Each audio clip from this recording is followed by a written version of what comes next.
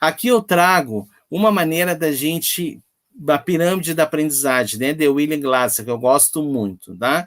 Então, uma das coisas que a gente precisa entender, que existe um método de aprendizado passivo e existe um método de aprendizado ativo.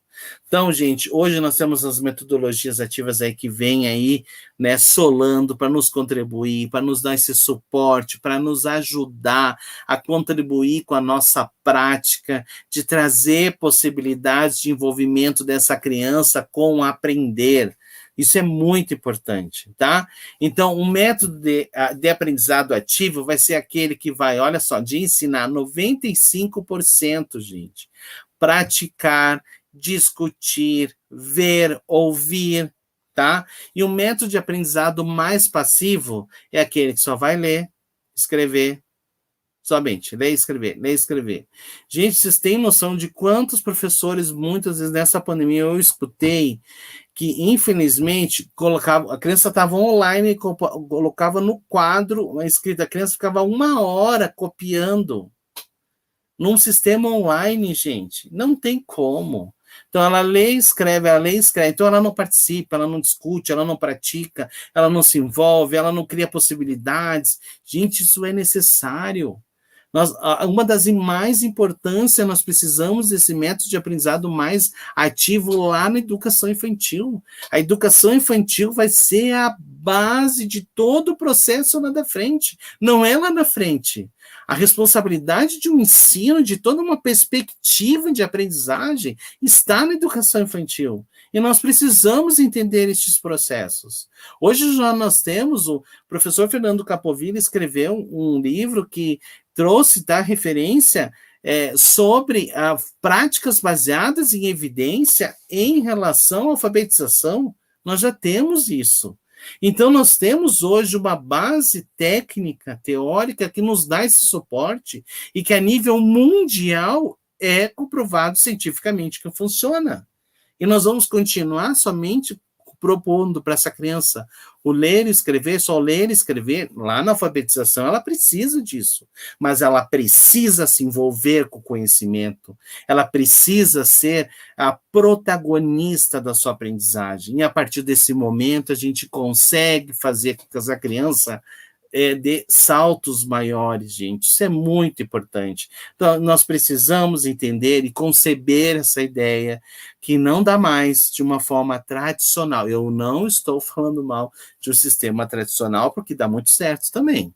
Desde que esteja extremamente efetivo, organizado, sistematizado, tá? Com cunho de observação, com um bom desempenho daquele professor em frente àquela criança. Então, todo esse entendimento, essa condição é necessária, tá?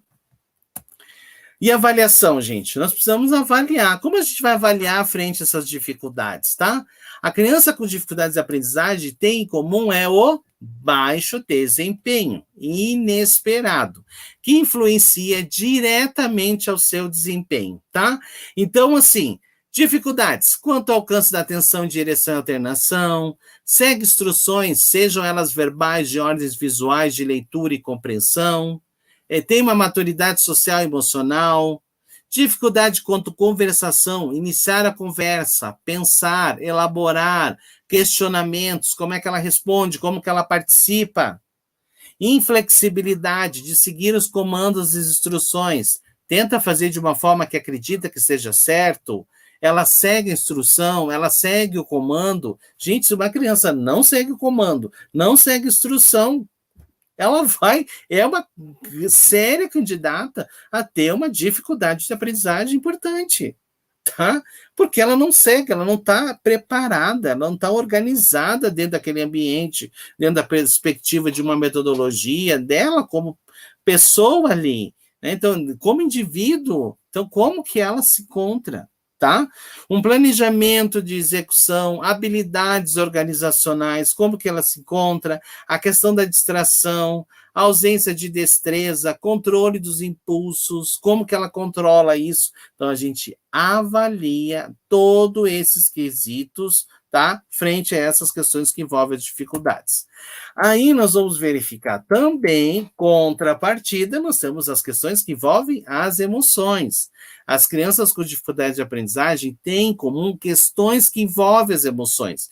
Diante desses fatores comportamentais, indica a necessidade de um olhar com mais critério, atrasos desenvolvimentais, desempenho inconsistente, perda de interesse pela aprendizagem, baixo desempenho inesperado, comportamentos ou problemas emocionais persistentes que, né, estão ali o tempo todo, declínio na confiança e na autoestima, sentimentos constantes e variáveis, como raiva, hostilidade excessiva, provocações, ansiedade, depressão, comportamento escapista ou até a busca de emoções, comportamento opositor e antissocial. Digam para mim, quantos de vocês aqui não percebe lá na sua sala de aula, ou a criança que chega para você avaliar, que estão com esses comportamentos, né?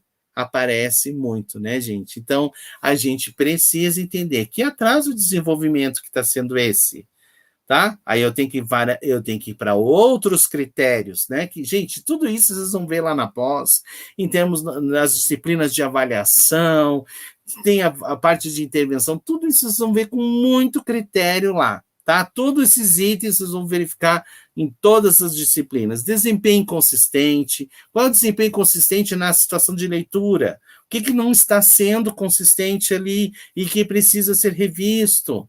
Tá? Que vai dando baixo desempenho da área da matemática. Por quê? O que está acontecendo? Tá? Existem pré-requisitos que não estão acontecendo e que precisam ser vistos. Então, qual é o pré-requisito? Eu avaliei, eu observei isso, quais são os elementos? Quais são as estratégias que eu preciso avaliar essa condição? Isso é muito importante, gente. Tá bom? E formas de intervenção para mediar as dificuldades de aprendizagem em sala de aula. Qual é a forma, gente, de intervenção? Aqui eu trago algumas delas, tá? Na pós a gente vai poder verificar isso com mais, né? Tem uma parte prática, gente. Os cursos da REMA traz toda uma consolidação, assim, em termos teóricos e práticos, tá? E é uma sobreposição, é um carro-chefe nosso da REMA, é sempre trazer toda uma parte científica que é comprovada, que a gente sabe que dá certo, mas, paralelamente, toda uma parte prática que vai trazer o embasamento para você consolidar tudo aquilo que você avaliou e que você precisa propor de trabalho, tá? Vamos lá. Primeiro, formas de intervenção para a gente mediar as dificuldades de aprendizagem em sala de aula. Vamos lá. Plano de aula, tá? Observação e compreensão. O professor precisa conhecer bem a turma para que consiga elaborar um plano de trabalho com as ações a serem tomadas e os meios para executá-las, tá? Gente, nós precisamos terminar com aqueles rótulos. Eu nasci assim, eu vou ser assim. Não dá. Não dá mais. Ah, a proposta é assim, sim, a proposta é assim, mas o meu trabalho com essa turma, com essa necessidade é dessa forma, eu respeito a toda a proposta, mas nós precisamos criar alternativas. E quando o professor cria essa alternativa e ele percebe que esse trabalho está de acordo com, não tem, gente, não tem nada que mude isso, porque a criança, a intervenção, ela vai ser vista e vai ser através do desempenho da criança. E as coisas vão começar a acontecer. Então, nós precisamos entender e valorizar os nossos trabalhos. Nós precisamos entender que observar e compreender cada processo é muito importante para a gente poder elaborar um plano de trabalho com ações, com elementos que traga propriedade e que a gente consiga executar e desenvolver um processo importante, tá? De desenvolvimento dessas crianças. Avaliação. Essa é uma das principais formas de verificar o caminho que o aluno está seguindo. Por meio das avaliações, o professor poderá descobrir as reais dificuldades e necessidades dos estudantes e será capaz de interferir quando necessário. Gente, avaliação, vou esperar só o segundo bimestre? Não tem como, gente. Vai avaliando, vai colocando critérios, possibilidades, semana, quinzenal, na forma como você termina o seu trabalho, ou seu planejamento, não sei se é semanal, se é quinzenal, se é mensal, vai avaliando. Isso tem que participar, tem que ser ativo, tá? Tem que ser um processo ativo, porque eu não posso esperar 2 meses para avaliar essa criança e perceber que ela não aprendeu tal coisa. E aí aquilo lá vai para o próximo bimestre, tá? Onde ela vai ter que aprender várias outras coisas e ela não vai dar conta do básico. Aí começam as dificuldades.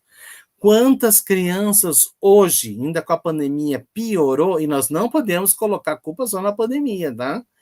Com dificuldades, que estão lá no quinto ano e não estão alfabetizadas. E vão para um novo ciclo sem saber ler e escrever. Sem saber entender os códigos de leitura e escrita. Tá? Então, olha a nossa preocupação, o nosso processo que a gente precisa entender e compreender e que isso precisa fazer a diferença, tá? Então, nós somos agentes que precisamos entender que essas crianças precisam de um trabalho direcionado e efetivo, tá? E a psicopedagogia, como a neuropsicopedagogia, são profissionais que vão estar fortalecendo, entendendo, aprofundando, ajudando no desenvolvimento dessas crianças, tá? Que vai dar, são elementos, informações importantes que vão ajudar, tá? O professor contextualizar. Contextualização. Além de relacionar os assuntos com o cotidiano dos alunos, é importante fazer uma relação de conceitos e conteúdo com as disciplinas. Isso é muito importante. Fazer essa relação do que eles estão vivendo, do que está acontecendo. Tá? Ser um aprendizado ativo.